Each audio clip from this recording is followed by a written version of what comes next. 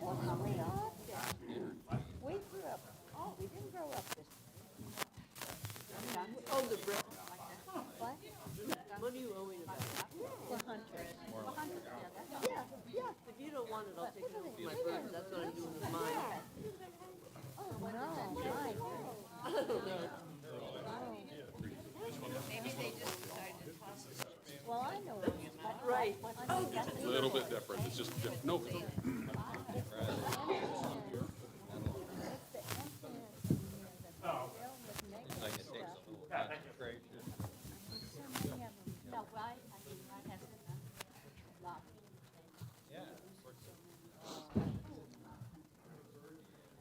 Well, and I asked my son, why couldn't they control itself? They're up there. Okay. I'm up there. Yeah, I'm used to that. Because none of my people come. They only come online Are we done with that? like 3 to 1 Oh, yeah. online, Seriously. 4 to 1. And that's what irritated me. You know what really upset me the night that you that's guys were good. there? It was number one, you guys were there. It was number one in the world. Our That's people good. didn't come. Most of them were online. Now, and it really irritated me. Now, there are two possibilities. One, maybe they were afraid. Decaf. I don't think that. There was, Decaf. I don't know, but you know something? The online thing is making me crazy. We're so successful on it. Though. We have people. There's a rabbi, a very distinguished rabbi in America, who comes and watches our service. Hey, what the hell is he watching our service for? Then he invited me to be part of a prayer book he's writing. I said, that's good, but that's not my thing. But you cannot believe what we're getting. And what I find interesting is that it's a taste. What I'm finding interesting is, especially people who are interested in converting to Judaism, they watch and they kind of hover. And then I say, well, then they'll finally maybe come once. I said, oh, it's nice to see you. Have you been here? Oh no, I've been watching for 8 months. It's very interesting. Again, it goes back to my thing. I don't think it's real. But to our younger people, it is real. And that's why I'm not going to be able to make the switch because it's not real. There's a really interesting. A couple of years ago, they wrote this. In Judaism, I'll maybe talk about it tonight, the issue of minyan. You need 10 adults to make it the presence of God be there, okay? So the question becomes, can you make the 10 online? The answer is, you can't. I got to take one step further. There's certain prayers that you can only say with 10. So the question is, that you can't make the 10. But if the already 10th exists in person, you can be counted as part of the extent of. Yes, it's very interesting. No, you end up counting, but only when you've reached only when the critical number has already been reached. It's really crazy. Is that maybe? No, the law is on. Oh, no, not the. Bob Smith is home and has red wine on the table, and I do this. See that? How close to the altar do you have to be? I mean, there's some really interesting questions. No, no. Well, there's an interesting. In the Talmud. There's a question. You're walking along. It's Rosh Hashanah, and the shofar is being blown, and you're in the street. You're not in synagogue. According to according to that Jewish tradition, you're obligated to hear the shofar. It's one of the religious obligations. The question is, if you're outside and you heard it, and your intention wasn't, I mean, does it count? I don't even remember the answer anymore. But I used to. I think the answer is yes. If I don't know if the people inside have included you or you're. I have to get you the answer. I don't remember. I only remember the question. I don't remember the answer anymore. Oh, it's okay. So it's 6:30. Can I go? Yes. Hi. I'm glad to be here. No, I don't. You know something. I don't want an introduction. The rabbi who was my mentor, named Mark Loeb, he said two things. He said, Alan, he says, if you're good, you don't need an introduction. If you're bad, no introduction is going to help you. So I'm Alan Londy. I'm the rabbi of New Reform Temple. Happy to be here, and that's enough of an introduction. You don't have to hear. I don't like introductions. Most of them are lies anyway. So I just have to, let me just test to see if what I'm doing here is going to work. Yeah, perfect. Okay, good. Okay, so I was supposed to be here a couple weeks ago, and for some reason I thought it was one night and it was the other night, and you still let me come at the end, so I appreciate it.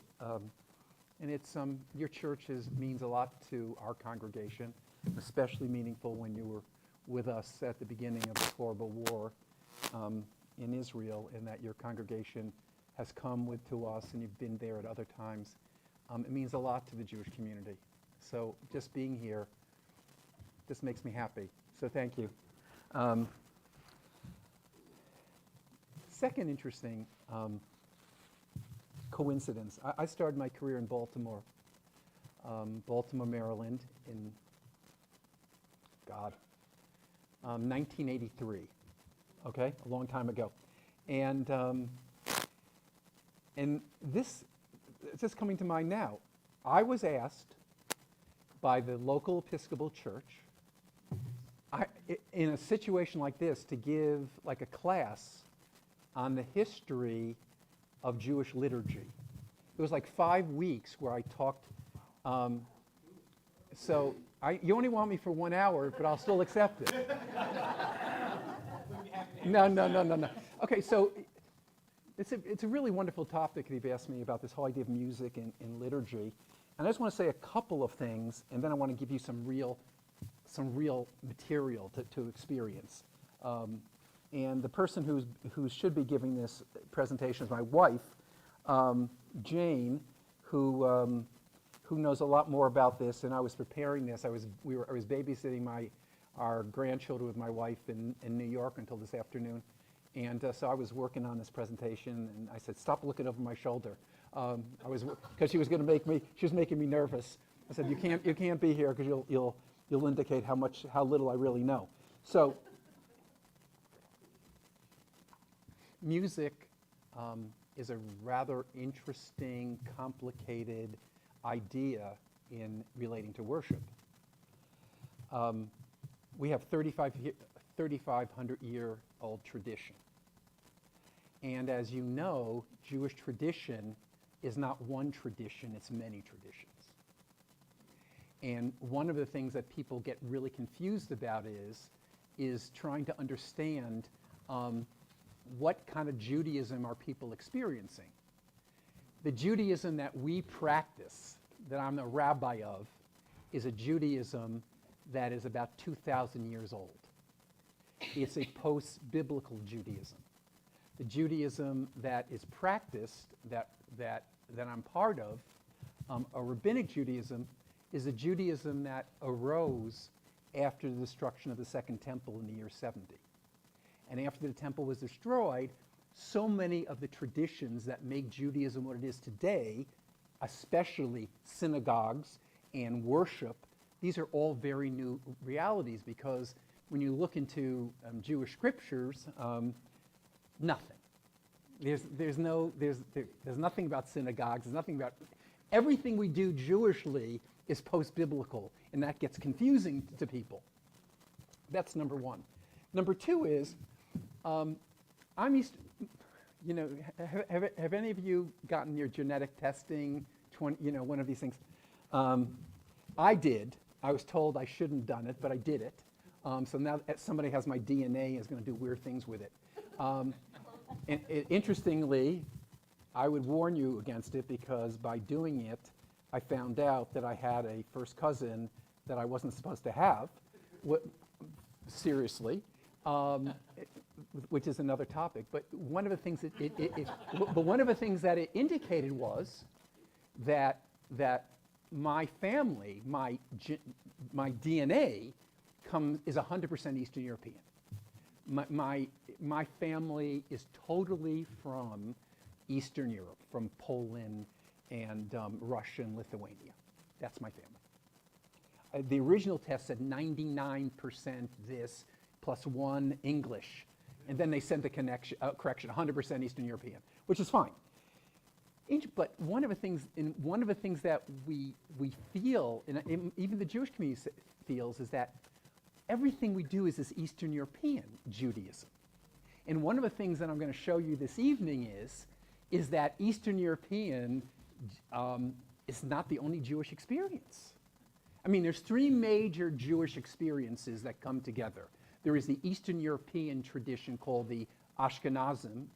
There is a Sephardic tradition that represents Spanish, Portuguese, French tradition. And then there's also the Edot HaMizrach, which is the Iranian, Iraqi, Saudi Arabian, Yemenite tradition. And each of those Judaisms are completely different. They're different in sound. Ethnically, people have different colored skins. I mean, the Jewish experience is so much broader than this Eastern European Judaism. If I told this to my congregation, they wouldn't believe me. No, but seriously, because there isn't we are so European-centric in our understanding of Judaism that it's a total distortion of Judaism. Because the reality is, you go to Israel today, the majority of the people are not from Eastern European origin. They're from Iraq and Iran and Yemen and Lebanese and whatever. And that tradition is totally different. So you're going to need to understand that as well. So, but let's start from the very beginning. When Ezra brought the Jewish people back from Babylonian exile, one of the things that we know, and what scholars tell us, is that some form of the Torah, the 5 books of Moses, the scroll of the Torah, was brought back. That's the belief. And one of the things we know when we study the books of Ezra and Nehemiah, and also in the books of Chronicles, is that Ezra would publicly bring the Jewish community together, and he'd read from the Torah on Mondays and Thursdays to the community to share the law. But the one thing that we do know is that it wasn't just read, it was chanted. And along the way, those chants became fixed. And by 1,500 years ago, what we had in the Torah, I'll show you in a minute, in the Torah scroll, not only the Hebrew, but you have what's called the ta'amim, these cantillations. So when the Torah is read, it's read according to a certain cantillation. And since I was trained in a kind of Eastern European, Central European tradition, I chant in a certain way. Let me share this with you, okay? This is the first introduction to, I'm not a good example of music, okay? but I know what I'm doing here, okay? Let's do something. You want to hear the story of creation? Yes. Sure. I'm going to start from the very beginning here. So when you're studying, I don't want to get into all the details, but if you look, you can, after class, on the left-hand side is what it looks like in the Torah. There's nothing there but the letters. But on the right-hand side, there's vocalizations, and there are little notes there that if you know the notes, you know the chant. And so what you have to do is you have to memorize the chant before you read from the Torah. You can't read, you have to know it before you do it, okay? So let's create the world. I feel powerful. Okay, let me see. Amen. Breshit bara Elohim et hashemayim v'et haaretz v'haaretz hayta tohu vavohu v'choshech al panei tehom v'ruach Elohim merachefet al panei hamayim. So basically, in the beginning, it's not in the beginning. In the beginning, that God created the heaven and the earth. Blah, blah, blah. Let's keep going. Vayomer Elohim, I hear. Okay. Vayomer Elohim, Yehi or, Vayehi or, Vayar Elohim, et haor ki tov, V'yavdel Elohim, ben haor uben choshech, V'yikra Elohim la'or yom, Choshech kara laila, Vayi erev v'boker yom echad. We just chanted the first day of creation. Now, when we read it so what happens is that in the Jewish tradition,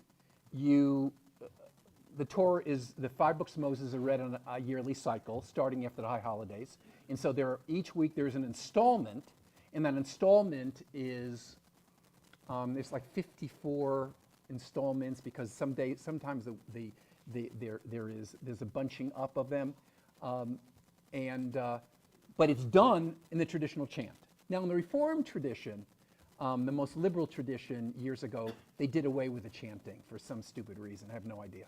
But you get a feeling if I was a Yemenite Jew, it would sound incredibly Near Eastern. But let me give you another example. On the high holidays, there's a different chant. Let's see. On high holidays, we read on the first day of Rosh Hashanah, the first day of the new year, we read the Binding of Isaac, okay? Which is an important text for us. Let me read the Binding of Isaac for you. Just the beginning. Okay. Adonai, Vayihi achad v'rima ele, Vaha Elohim nisa et Avraham, Vayomer elav Avraham, Vayomer hineni. It's a different chant with a different kind of gravity to it. So when you're hearing it in the synagogue, and you hear these things, when you're hearing this reading, you know something different is happening. It's a different feeling. So I'll give you another example. Every Shabbat, every Sabbath, we not only read a section from the Torah, we read a prophetic section. So let me read to you a prophetic section. It is a little different. It's the same cantillation, but a little different notes. And I'm chanting it based on my Eastern European training. I remember the Saturday afternoon when someone taught me how to chant. It's really kind of interesting. Okay. Okay, I got to get in the right thing.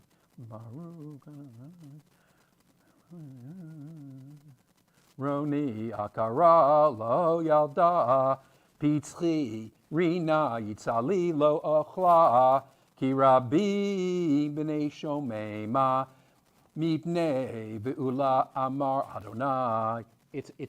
That's the prophetic chant. Now, so these different melodies tell you where you are. Now you have to remember, in the ancient world, we didn't have prayer books. Who had prayer books? I mean, prayer books. When was the printing press created? I mean, most synagogues no one had prayer books, and most people didn't have Chumashim, Bibles to read from.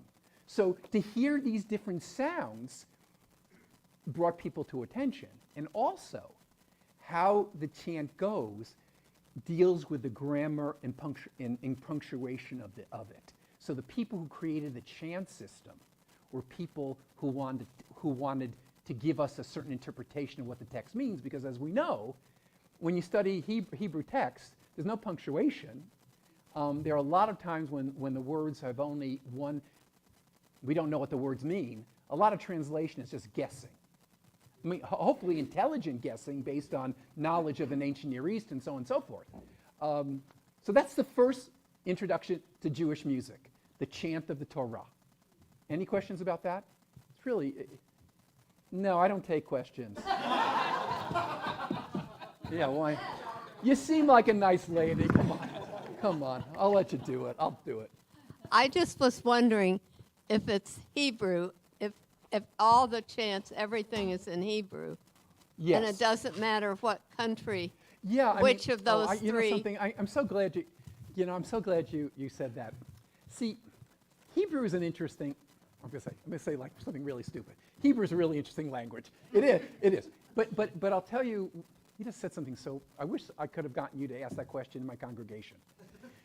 No, but I'll tell you why. Hebrew is the glue that keeps the Jewish people together. I mean, let's, I love speaking English. It's great. I have three. My daughter lived in Israel for many years. She's an Israeli. She just moved to the United States with her husband, who's an Israeli, and my three Israeli grandchildren. She became a rabbi in New York, but to hear my grandchildren, whose native language is Hebrew, it's really very moving to me. And it's so funny when I speak Hebrew to my granddaughter's 8 years old.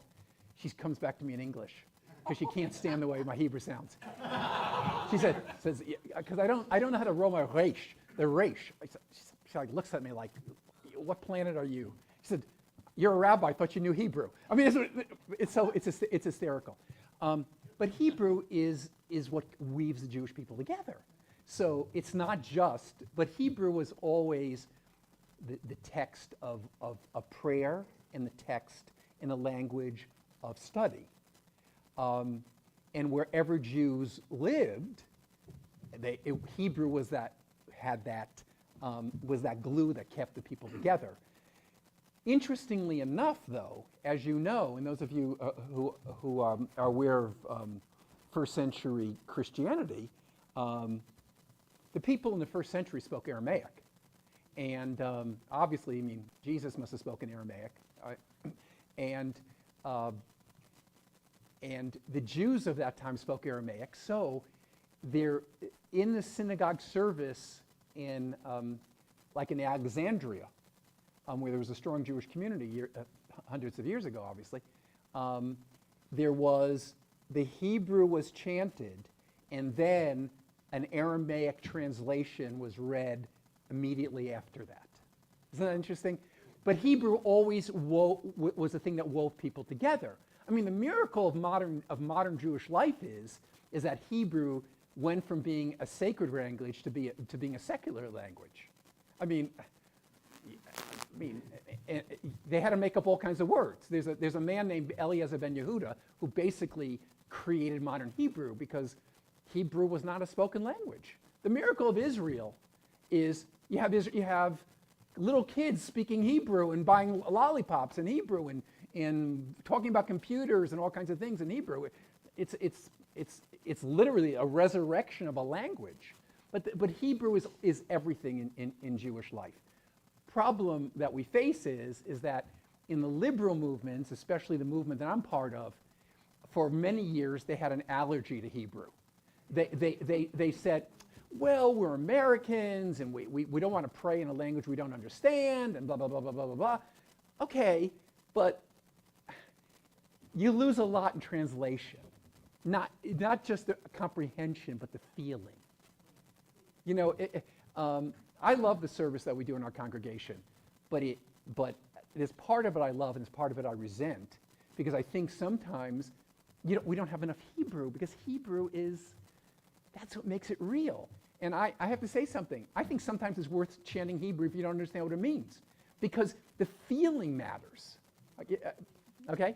Okay, so, God, I just warmed up in 20 minutes. I'm almost done yet. Okay.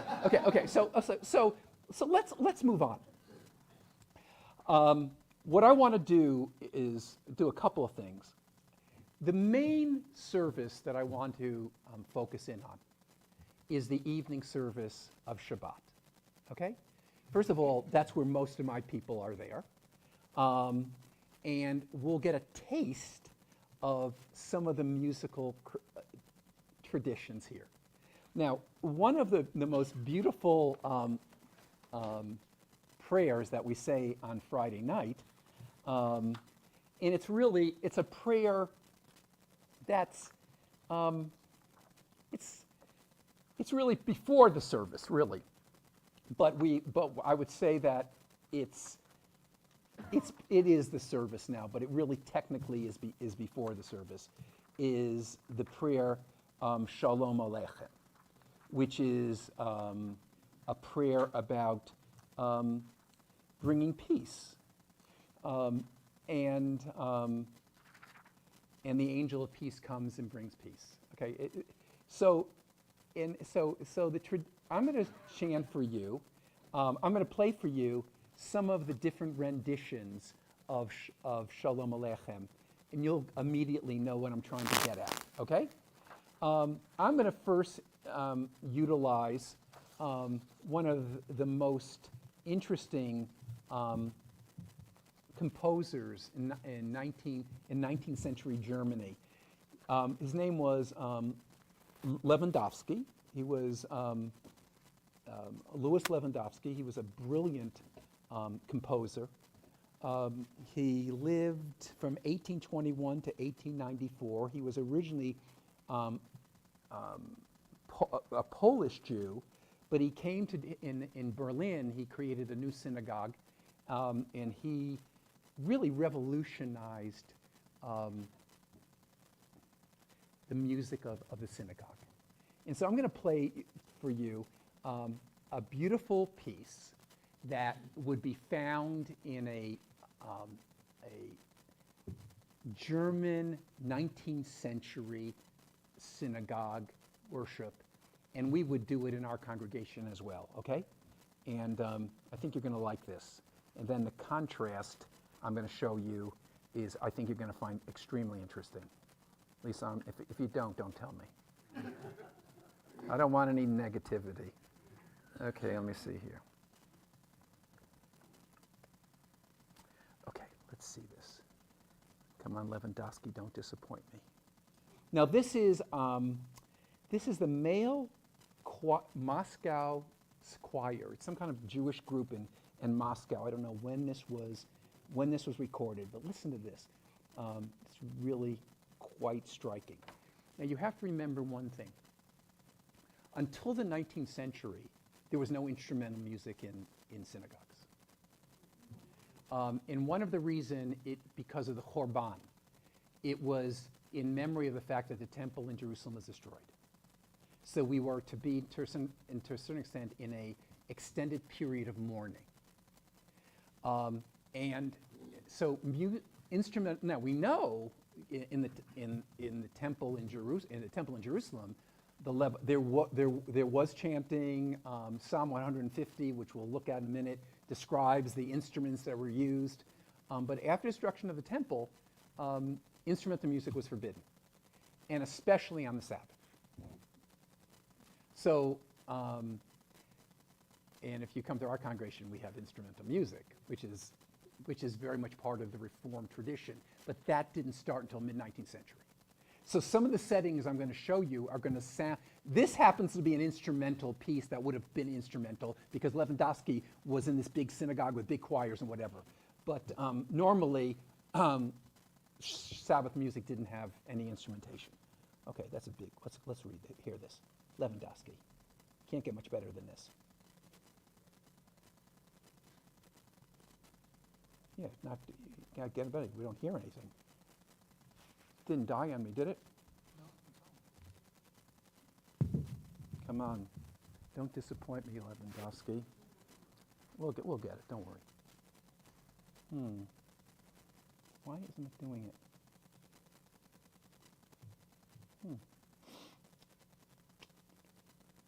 Oh, I know why.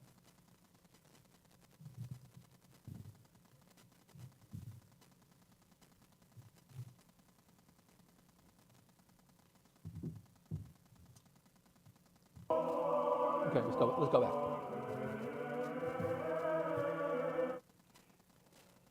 Now, this is High Church Judaism.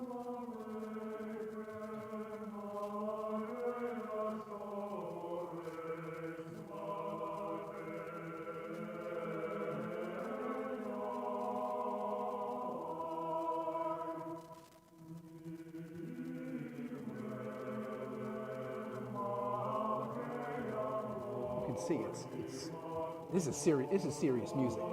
Now it's a couple of things about this is that if you come to our congregation and if you go to an Orthodox synagogue with no instrumentation, you're going to get that. Shalom. You get religion. You go to a preschool group of kids. They'll know this. Shalom aleichem malachei hamlachim. You know, it will. It's Lewandowski, but it's something that the folk can grab onto. I mean, when you hear that and you have had any experience with the Jewish experience, if you've had any connection to the Jewish experience, you'll know this. On Friday night, when we're sitting before the Shabbat meal, we come together and we sing together Shalom Aleichem. But it's so interesting. Lewandowski, this 19th century brilliant German composer who wanted to turn Jewish music into something very European and very elaborate and very beautiful. It's come down to who we are. Now, let me give you something that's so different, okay? Oh, yeah. Now we're going to go from Berlin to Yemen or Morocco, okay? Totally different. And what I want you to come away with is the music tradition of the Jews is much more complicated than even the Jews know. I don't see any of my members sitting here. They wouldn't sit for this. We're happy to. No, but this is a very interesting group. This is Moshav. This is an Israeli group. What's so interesting in Israel is these modern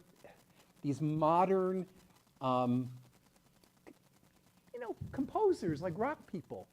They take Jewish liturgy, and the Jewish liturgy is played on the radios. As I'm taking my kids to my two of my grandchildren go to a Jewish day school in Westchester County, New York, a very fine day school. So we drive them to school, and they're both Israelis. They've only been here for 6 months, so they have a playlist of Israeli songs they want to hear. But one of them is a song from this. I don't know who it is. It's a song that you sing after the end of Shabbat, and they're singing it, and they're listening to it and singing it like it's a rock song. It's just things like that interest me. You know. Okay, let's. You're going to hear something different. You ready?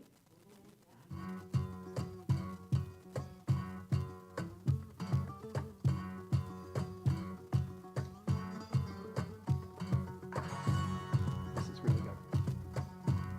Just very Yemenite, Eastern European.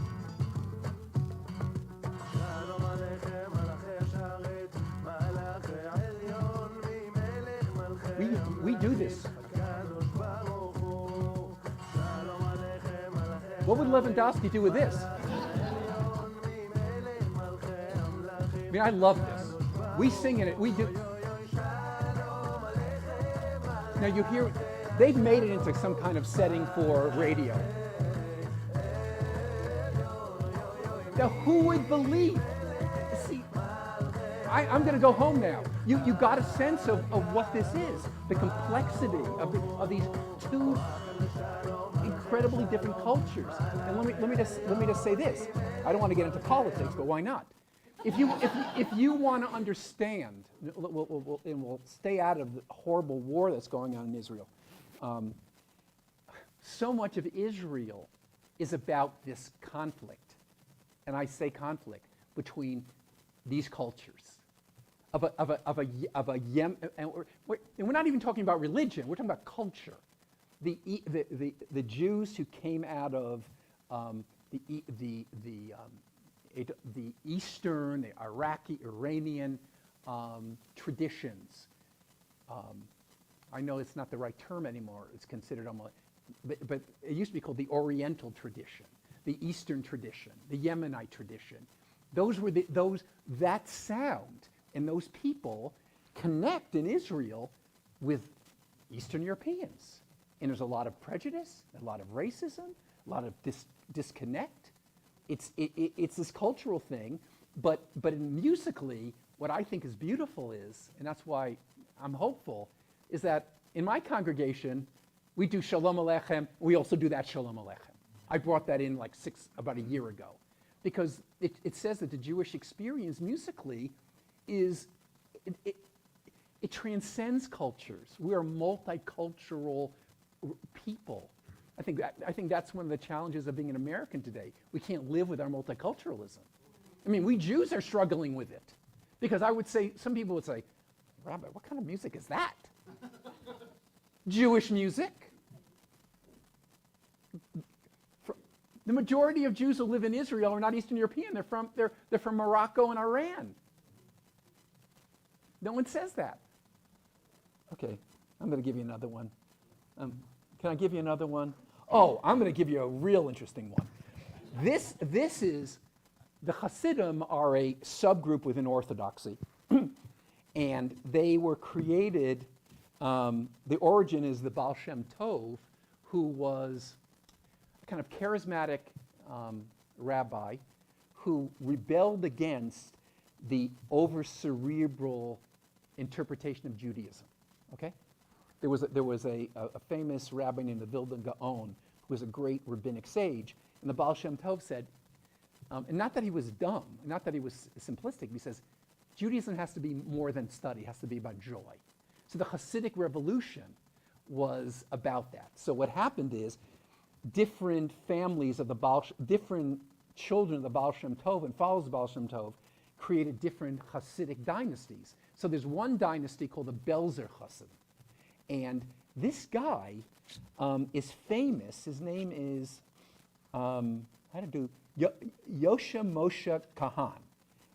This is his Hasidic experience of Shalom Aleichem. Again, this prayer that we say at the beginning of service, the prayer that we say around the Shabbat table, a fundamental prayer, a whole different musical tradition. Let me show you here. Yeah, you're gonna like this. Again, don't tell me if you don't like it.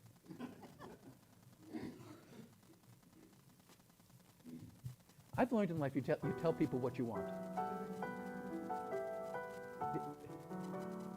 Listen to this. Listen to what he does with the language. Let me see if I can get a lot of it.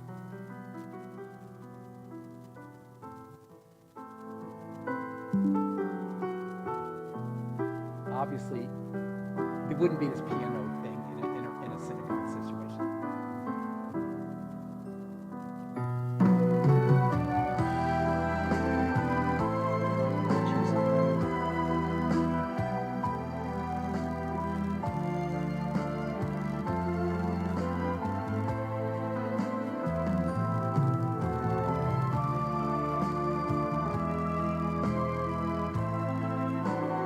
I wish I had a picture of this guy. You'd say, this guy's real. Is he a real thing?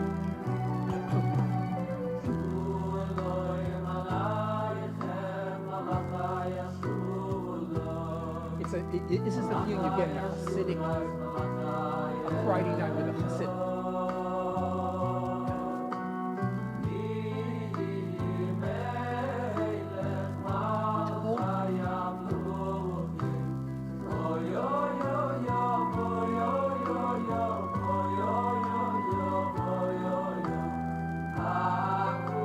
Okay, wait a minute. I'm going back to this person.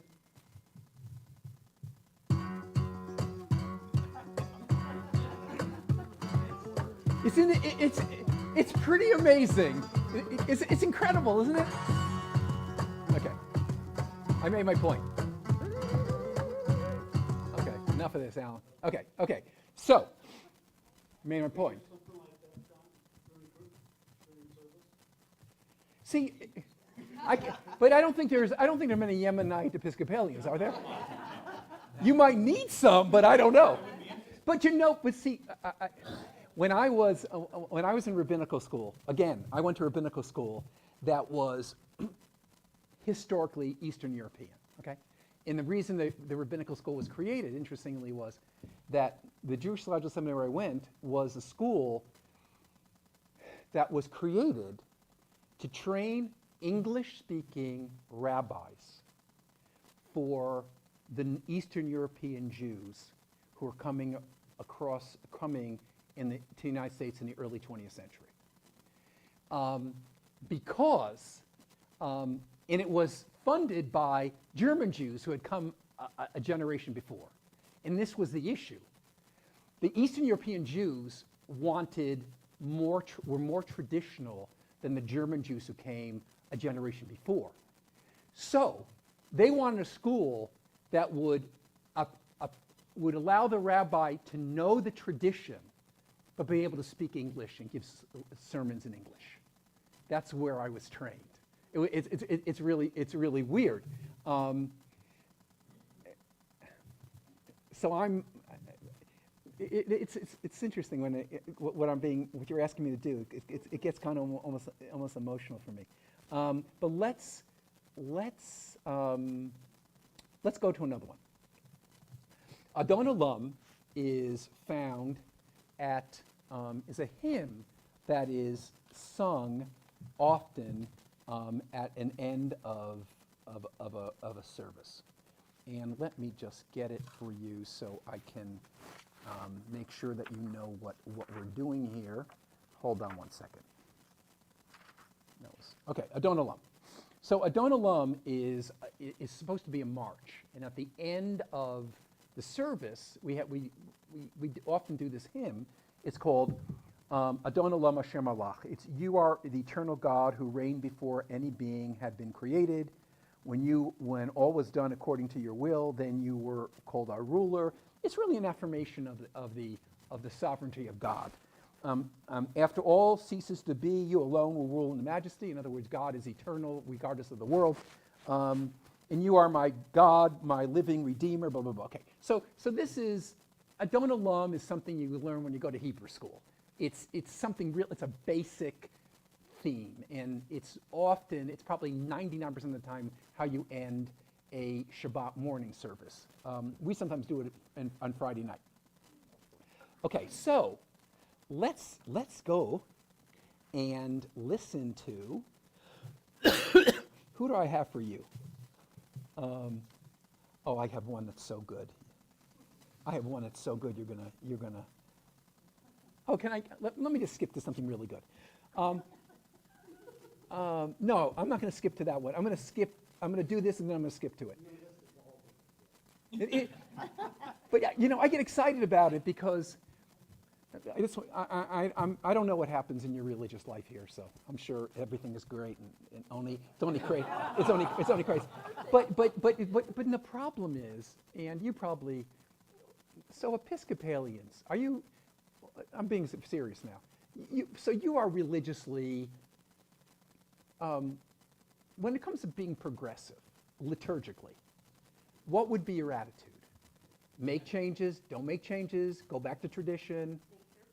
Make careful changes. I mean, that is my philosophy. I mean, if it ain't broken, don't fix it, but the tradition shouldn't be a straitjacket. I mean, that's how I look at it. But be very careful. I mean, that's how I look at it. Some of these young rabbis coming out, they scare the hell out of me. Because they don't get it. It's not, I mean, one of the things you learn when you go into a church or synagogue, I don't care what religion is a congregation has traditions. And if you can't learn to honor those traditions before you change them, you don't belong there. You won't last there, but a lot of these, I sound like, I still think I'm a teenager and I'm 67. I don't get it. No, but I think there's sometimes they're not smart. You have to have a sense of reverence for tradition. So let me play you the Adon Olam that is pretty common. You'd hear it in our synagogue, maybe. Yeah, I grew up on this.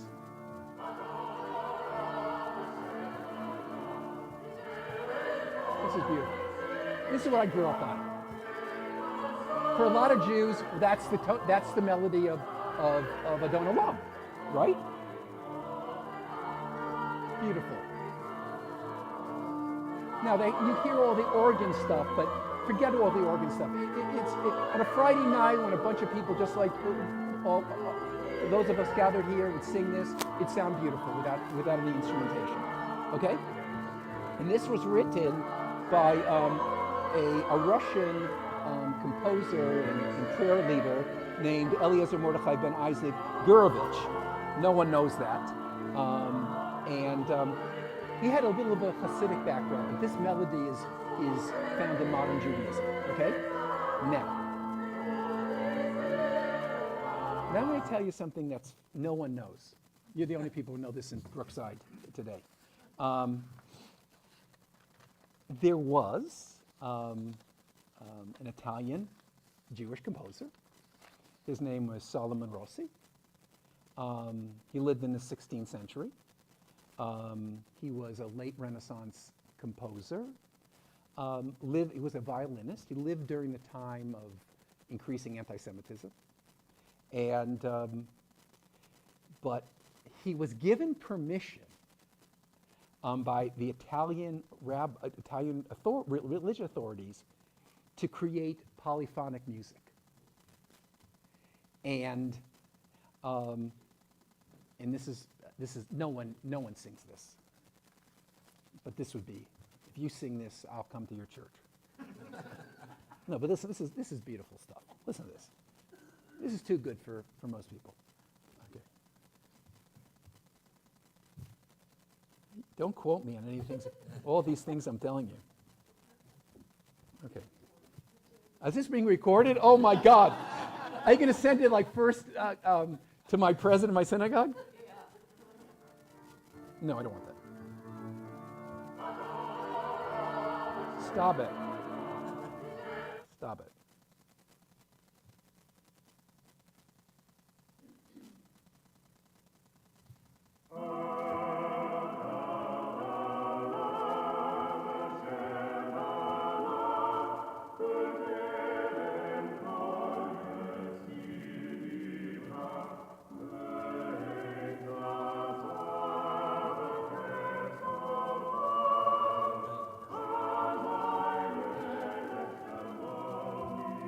If they were playing this, I'd come to this synagogue. This is gorgeous. And so the interesting thing is that this, again, politics and religion were a big issue here. What kind of this person was allowed for whatever reason to create secular music. And Jews weren't necessarily involved in creating secular music. Most of their creativity went into Jewish music because that was the venue that they could, under which they could create. We take for granted. 20th century American music is all Jewish people. No, really. No, seriously. But that's the beauty of living in a secular culture. But that's the tragedy of living in a secular culture because that creativity doesn't go into the religious music. That's how I look at it. Let me just throw this in because you seem like nice people. This is an example of what happens in all synagogues, what happens in all religions in modern time. Okay. Listen. No.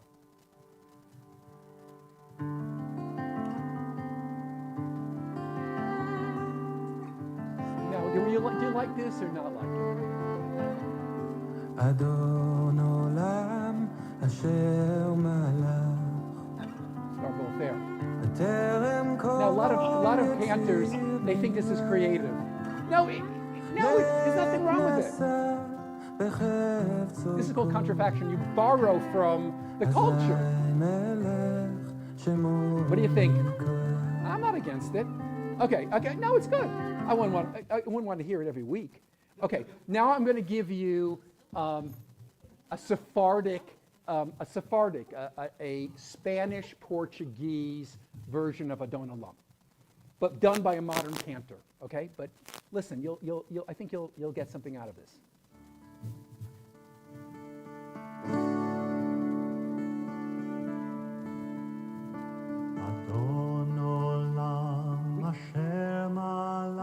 You hear this in Israel. I like this. I might get my synagogue to sing this. No, I like it. שמו נקרא. It's softer than the one we use.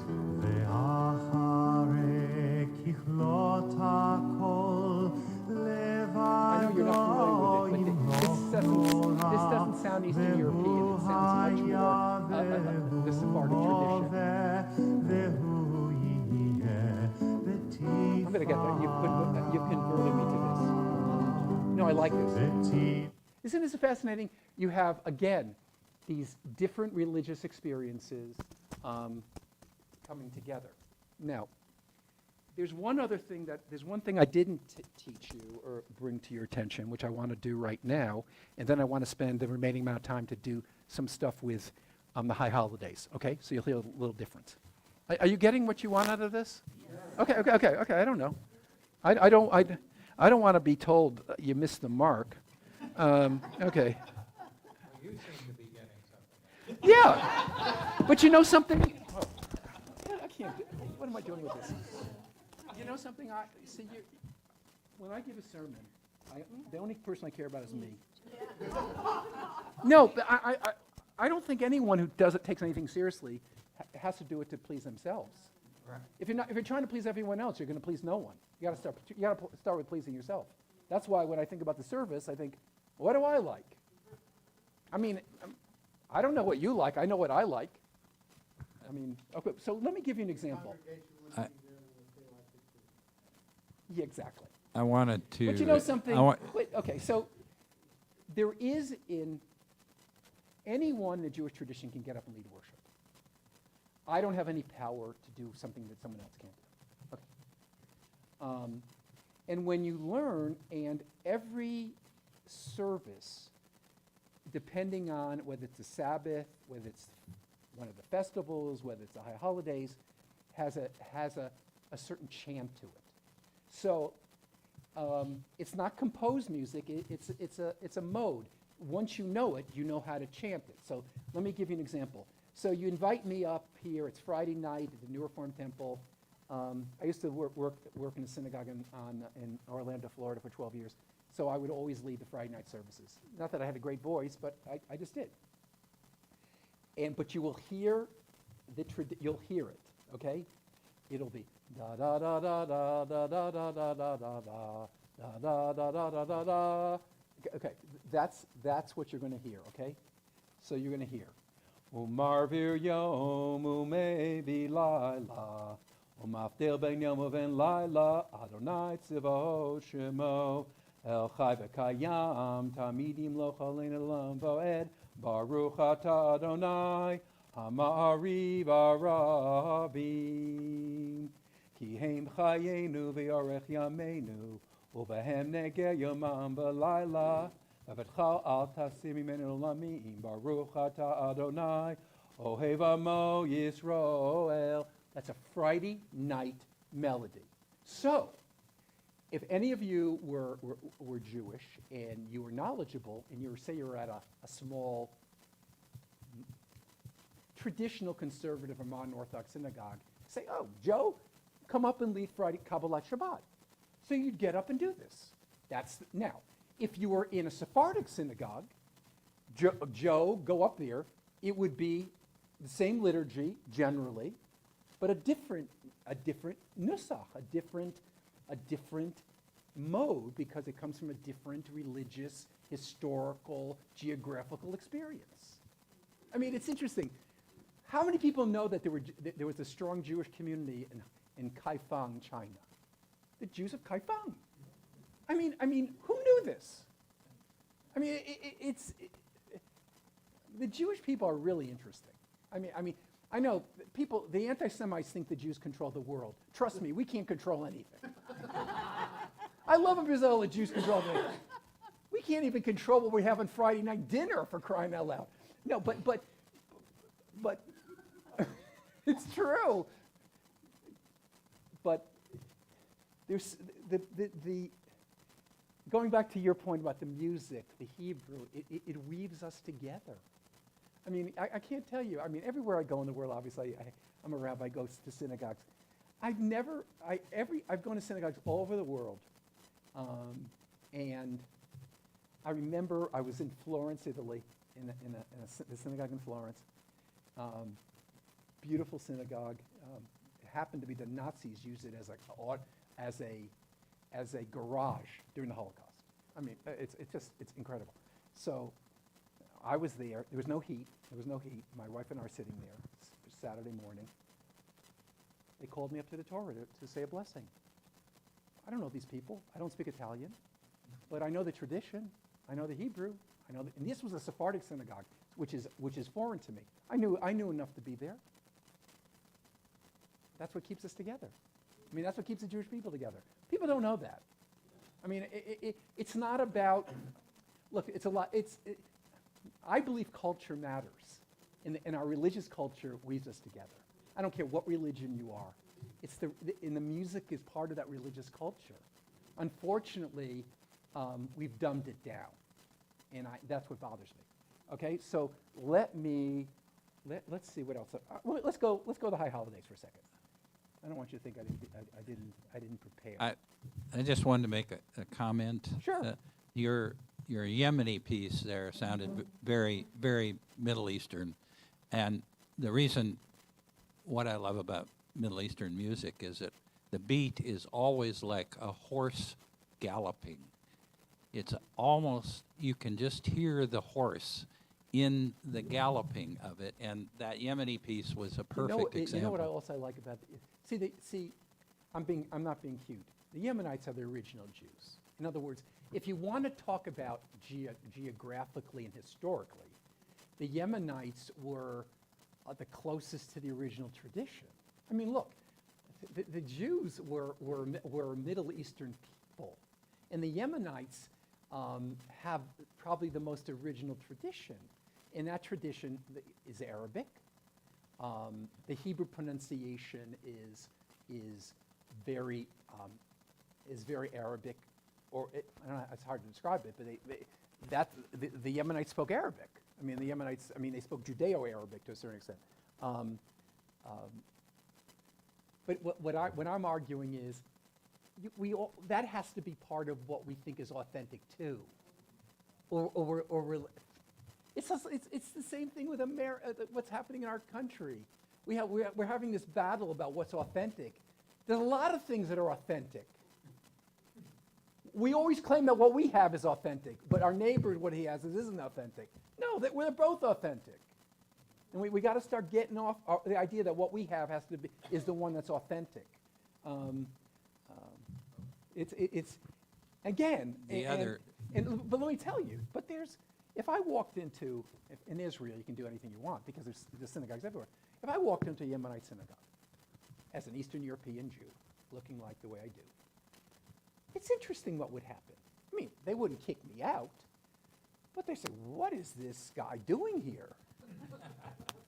I mean, it would be great anthropology. What would happen? You know something? I'll tell you what would happen. Can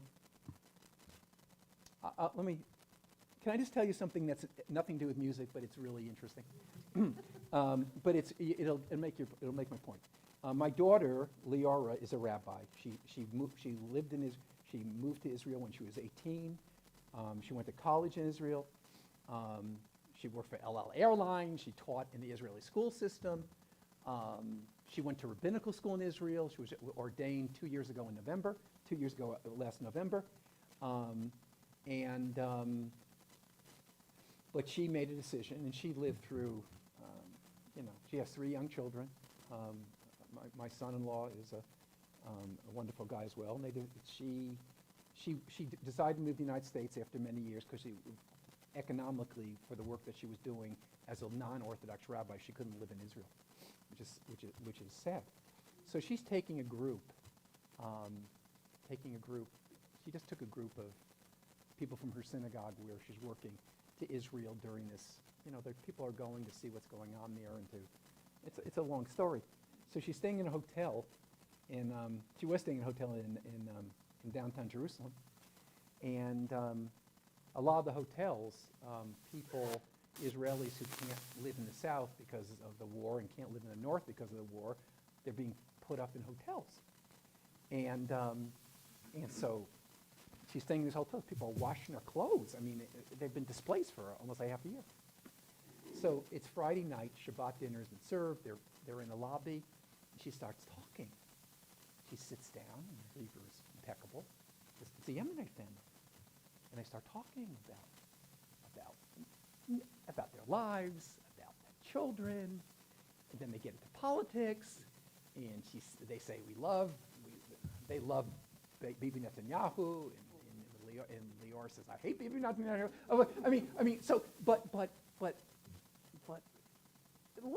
this is it. It's these different cultures, and what she wrote beautifully about it, isn't this what it's about?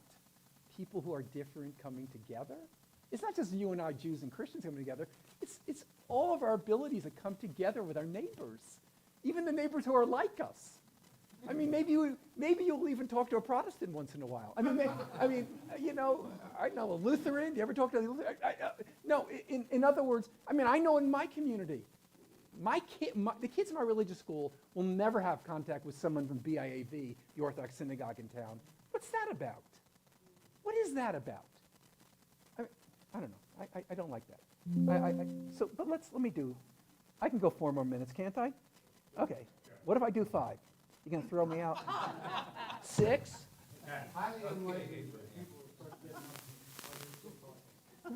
Because you don't know what's going to come out of my mouth, right? Okay.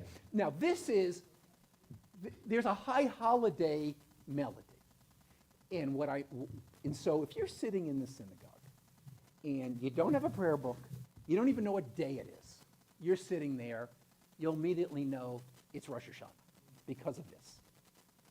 Okay?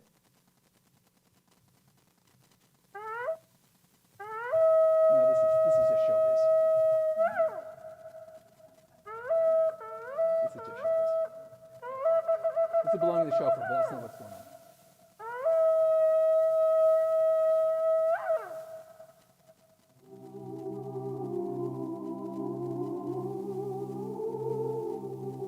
The evening of Rosh Hashanah, that's the melody you're going to hear. Really totally different than Shabbat. Totally different. It's a very, that's right. I know, I'm in Rosh Hashanah now. That is a theme that's through all of Rosh Hashanah music. Now let me give you another example here. Okay? A very important phrase. No, enough already.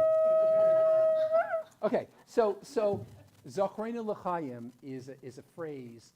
It means remember us to life, and the theme of Rosh Hashanah is Zachrenu, that God will remember us. Okay, and so let me play for you how the theme that you would hear in a synagogue. It's really kind of nice. I'm really proud of myself. I never made a Spotify playlist in my life, but I learned to do it for you guys. You should feel guilty. What you made me do. No. Yeah. This is so.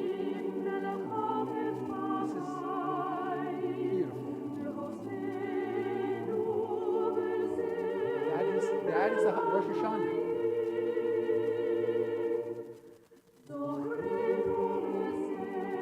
It's a beautiful setting here.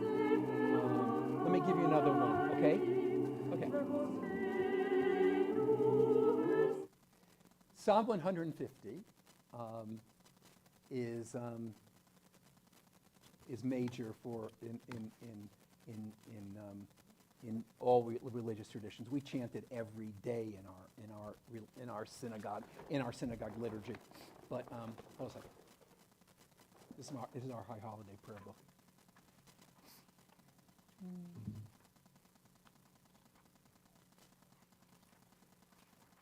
So usually, we often start our service with this. And it's Lewandowski. This is high holiday. This is like the best high holiday stuff I could give you. This is Lewandowski's setting for Psalm 150. This mid-19th century German brilliant composer who really created modern synagogue music for Eastern European Jews. for European Jews. Listen to this. I love this. No, stop it. You're making me talk to my computer. That's not good. Okay, wait a minute. Okay, we're gonna do this. We're gonna do it. Oh, wait. Okay, here we go.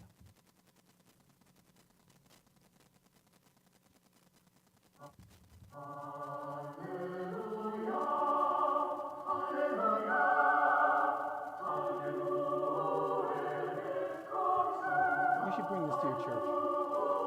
Psalm 150. You can't do much better than that.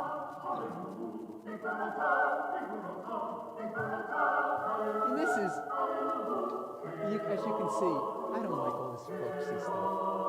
I like the serious stuff. I'm an antique.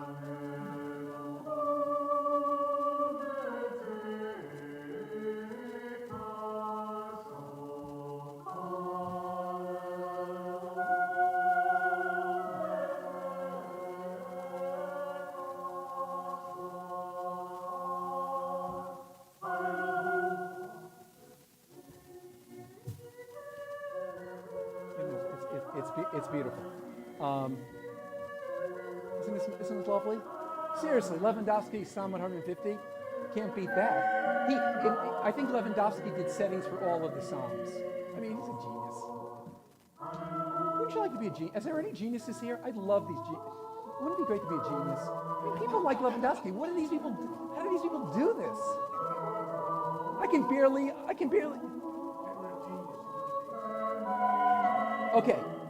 Okay, I'm not a genius, so this is good. So let me give you one more thing and I'll stop. On Friday night, before the beginning of Friday night, there's something called Kabbalat Shabbat. It's receiving the Sabbath, and there is a prayer called Lecha Dodi.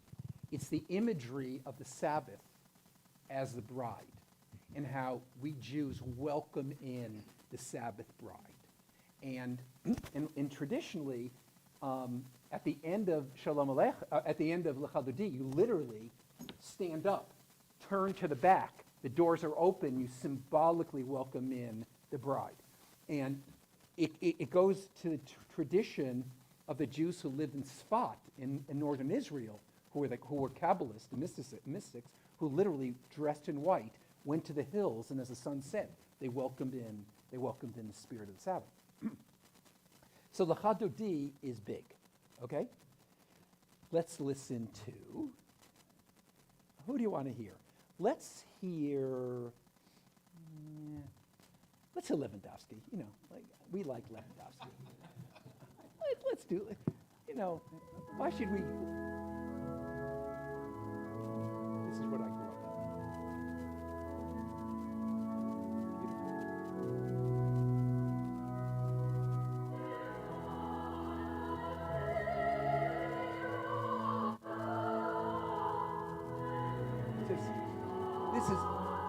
This is what I grew up on. Now, I don't know if it reflects the mystics of the northern part of Israel. I don't know if it does. But let me give you something that's totally different, okay? And tell me if you like this better. Let me see if you like this. This is, let's see what this is.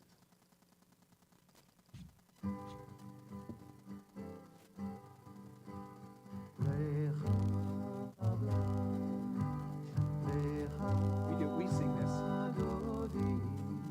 This is more Sephardic. We sing this. Yeah. It's the welcoming.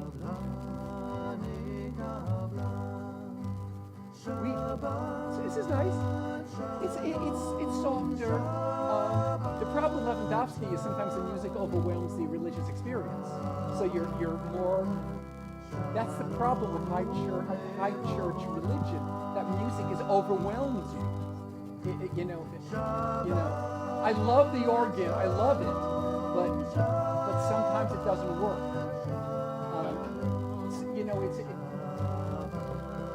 I know I'm probably saying things that are forbidden to say. Okay, so I've given you just a little taste of things, but I just want to summarize some of the things so you'll remember what I've talked about. Number one is chanting was part of the experience, starting with the chanting of the Torah. And in different communities, there are different chanting traditions. I wish I could get a Yemenite chanter, because you'd say, "Oh my God, this is amazing." I have a friend who was part of the Syrian Jewish community in Brooklyn. He used to. I went to Cornell, and he used to chant on Shabbat morning, and it was unbelievable. I still don't understand how he did it. It was just some. It was just from another world. So the first thing we need to know is that the chanting of Scripture was really the beginning of the musical tradition of Judaism. Number two is that the temple, there was definitely music. There definitely was instrumentation. But after the destruction of the temple, that stopped, and a whole new kind of Judaism had to develop, which was synagogue-based, based on a set liturgy that was done 3 times a day. And the liturgy was set, but different Jewish communities, because of their own historical experiences, developed very different musical traditions. Same liturgy, generally. Sephardic and Ashkenazic traditions, very similar, not identical, but for all intents and purposes the same. But because of the musical experience, different languages, whatever, they create very different musical experiences. And in Jewish tradition, you have at least the Eastern European, Central European tradition, which I'm kind of part of. You have the Eastern, Moroccan, Iraqi, Iranian tradition, Ammonite tradition. And you also have the Sephardic tradition, is Western Europe, Spanish, Portuguese tradition, Italy sometimes included in that. And all these different communities created different kind of musical experiences. The music, interestingly, is usually not this kind of music in terms of symphonic or choir music. It's usually just chanted by the community itself, who know the melodies and sing along with it. Although there is a very strong tradition of what's called the chazan. The chazan is the person designated in the Jewish community to be the shlech tzibur, the leader of the community. More instrumental music is a complex question in Judaism. It's seen as accepted in Reform Judaism today. The idea is, how do you do a service without music, without instrumentation? But they're kind of the oddball out. I mean, and the fact is, in Jewish history, most music, most worship was without instrumentation. But the one area where it was okay to do it was on Friday night, before the beginning of the Sabbath. L'chad Dodi, the prayer we just chanted, and other things could be done with instruments because the Sabbath hadn't already begun. But generally, in the overwhelming majority of Judaism, you don't have instrumental music on the Sabbath. You don't have instrumental music on the high holidays. But choir was always involved, but it wouldn't be accompanied. And Jewish music is still evolving. Let me just end, and I'll then be quiet. We can leave.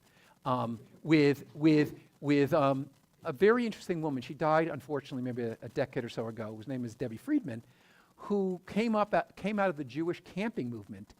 In the 1960s, she started a revolution where she kind of took all the traditional music and kind of changed it and made it almost folk music. But if you come to our synagogue, it very much influenced who we are. But let me give you her first piece. I think it's derived from Psalm 96. Listen to this. Totally different, but she's amazing. Listen. This is her first song. Oh, sorry. Okay, let me hear from the beginning. It's where they sing in Jewish summer camps. Sing unto God, sing a new song, oh, sing praises to God. She wrote it in English God with a song. to reform Jewish kids who didn't know a lot of Hebrew. She started a revolution. Rejoice in the one, all ye righteous. She was and brilliant cry lady. out to our God with song, sing out from your hearts, oh, sing praises. And if to you go into the Reform God. movement, her music, both in Hebrew and English, is everywhere. And a lot of the traditionalists, like me, say, what is she doing here? You know what? She's probably saving Judaism. You shouldn't listen to old people like me. So thank you for letting me share about an hour of this music with you. Okay? Okay? So I'm done. If you want to ask me questions, you can. You want to go home, you can. Doesn't matter. John, I think we should set one of our